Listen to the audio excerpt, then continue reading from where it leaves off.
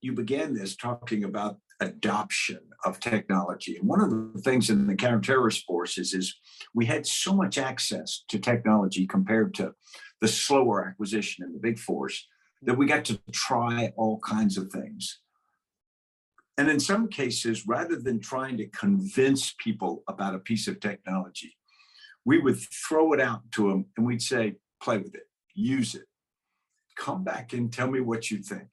And when it wasn't forced on them, there was a different attitude towards it. They would try it, and then sometimes they'd come back as very much convinced. And other times they'd say, no, it's really not of value.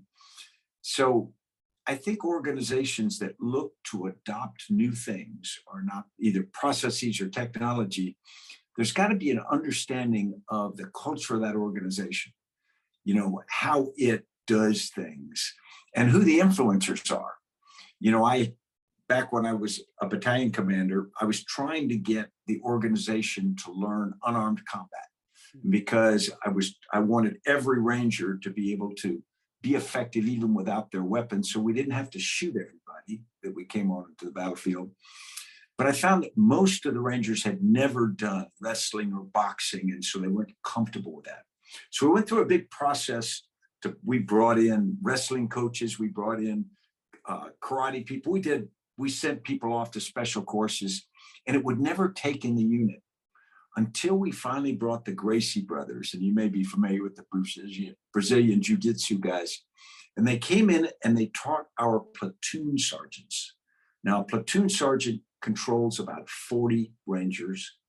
And so they are the senior non-commissioned officer in that size organization. And they are the most powerful culture carrier in the organization. So we trained the platoon sergeants across the battalion until they were truly proficient. It was not optional. We brought them all in and we did it for 2 straight weeks and made them really confident. Once they were confident, then they were good with propagating it through the wider battalion, and it went like crazy. Had they not been confident and not believers, they would have been blockers to any kind of adoption. And so it's finding out who in the organization really influences everyone else. It can be really key.